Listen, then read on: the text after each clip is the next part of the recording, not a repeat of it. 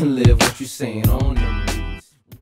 Yo, this is the Hip Hop Hercules, the hip hop historian, and I'm here to talk to you about last night's rap battle event, Total Slaughter, and the wild card main event, Joe Budden versus Hollow Da Don. What's up? Total Slaughter is this weekend. That's right. These guys are so focused that they're not even talking to each other. Not at all. They've been here for 15 minutes. I ain't seen them speak to each other not once. I can't believe they sitting by each other. Nah, say hello to them. So last night we had Total Slaughter, a rap battle competition that's had a lot of hype. It's been in the makings for months now. It was a pay-per-view event, a live stream online, which did eventually crash. It was hosted by Shady Records. It was supposed to be a huge deal. You know, it's amazing for hip-hop to bring more commercialized event to battle rap and old school, one of the pioneering parts of hip-hop. The main event, the wild card rap battle, was two very prominent hip-hop artists. One being Hollow Da Don, a street battle rap artist not known for any commercial music, any mainstream tracks. He's not a track artist. He isn't signed. He isn't, part of a group or nothing. Then his opponent, Joe Budden, which was, people were very happy for him to step in the ring. Mainstream artist, a member of Slaughterhouse. He comes in and he's willing to do the battle. It's good for hip-hop to have an artist that, is picking up commercial success. He's on television, and he's willing to battle a person that does this as a career, where you put your money where your mouth is, basically. Now, they have this as the plan. It gets real hyped up. Sway hosts the event, and it's big. They start off the whole presentation basically by Joey, almost like a boxing match, because that's what battle rap is. Budden, Hollow Da Don, they go to a couple radio stations in New York the day before the event. Definitely shot bars at each other at the radio station. Hollow Da Don was coming at Joe Budden's neck, telling him he gonna kill him. It's gonna be the end of his life. This and that. Your career is over. Crooked Eye, members of Slaughterhouse, Joe Budden's team, admitted that he's got more at stake. He's putting something on the line by coming out there and really, risking his integrity by battling somebody that does this for a living. Even though he's an artist, he's not a battle artist. He's a 3-verse with a hook over the track, type of rapper. So they go to the radio visits. Hollow Da Don naturally says it's rigged. It's hosted by Shady. Shady is, got his own record thing at in the scope. So you could see where Hollow Da Don's coming from. But was it rigged? In the end, you find out. Round 1 of the battle, Joe Budden takes it right off top. I'll tell you, Joey definitely beat him.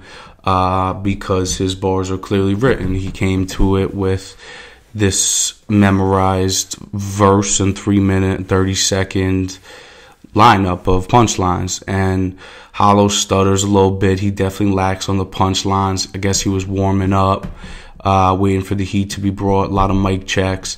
He's running around the stage. He does his little whiny thing. And clearly a good percentage of the heat was brought off as Joey's punchlines. He got the most claps, and Hollow really didn't bring enough from round 1 to give him that card. Round 2, Hollow has more confidence. Hollow comes out. You see the Hollow that we know. His voice starts to squeak up. He's, hype pumped up. His confidence level is just really there.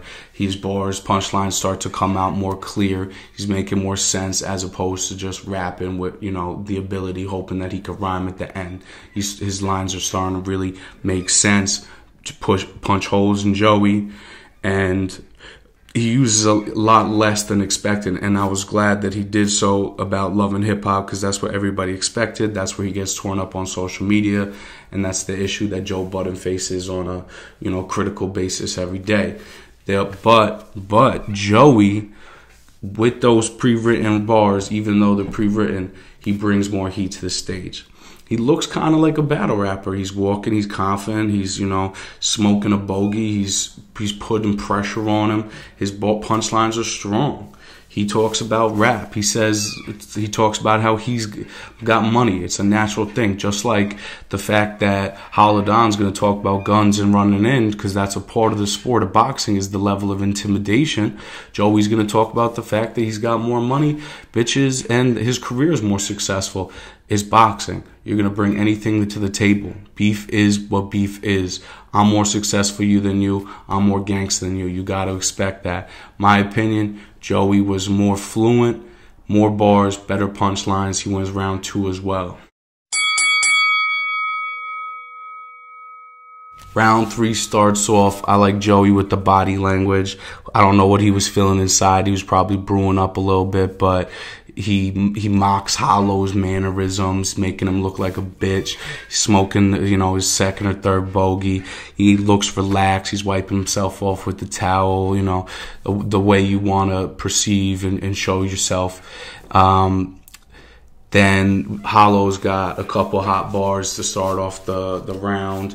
Within, the first 30 seconds of the third round, he says, let's talk about the women in your life. This is what we expected.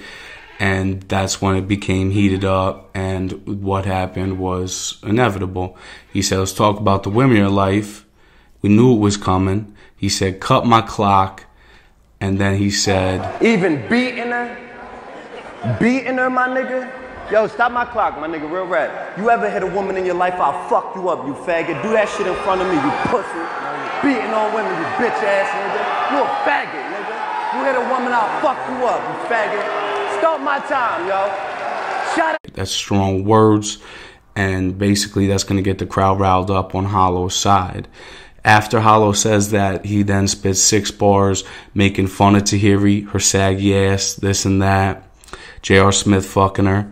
So after, kind of backing her up and saying that he doesn't stand for that disrespect, then he tears her up himself. So then Joe comes in, and after Joe's first few bars, the crowd starts to boo.